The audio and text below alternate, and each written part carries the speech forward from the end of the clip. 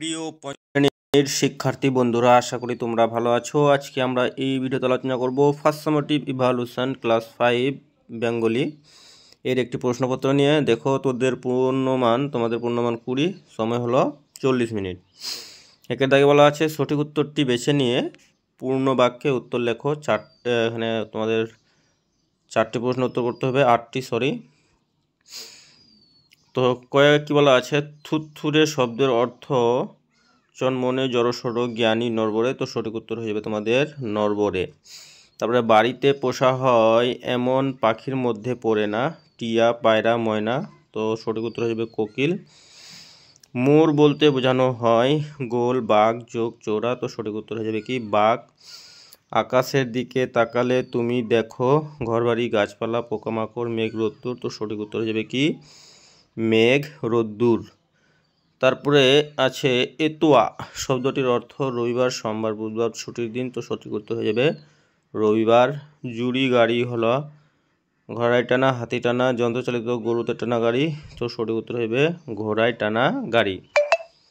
তারপরে আছে সৎ যোগ জন সন্ধিযুক্ত করে পায়। সঠিক উত্তর হয়ে যাবে সজ্জন।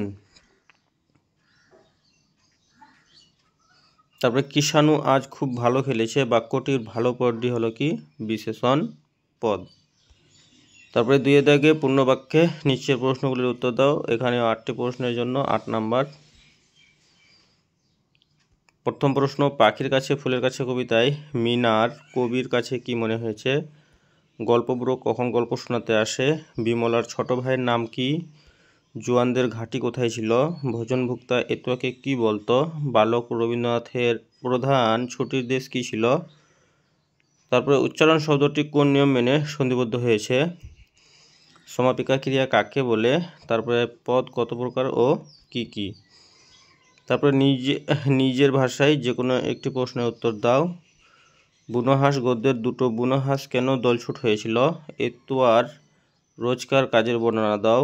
ছেলেবেলা পাঠ্যাংশে রবীন্দ্রনাথের পিতার সম্পর্কে কি জানা যায়? 4 দাগে হাবু কোথায় গিয়ে কার কাছে কাদের বিরুদ্ধে নালিশ করেছিল? বিমলার অভিমানের কারণ সম্পর্কে কি জানা যায়? পাখির কাছে ফুলের কাছে কবিতায় কবি কেন ঘর থেকে বেরিয়ে পড়েছিলেন? তো প্রিয় শিক্ষার্থী বন্ধুরা, ভিডিওটি ছিল এই পর্যন্তই। ধন্যবাদ।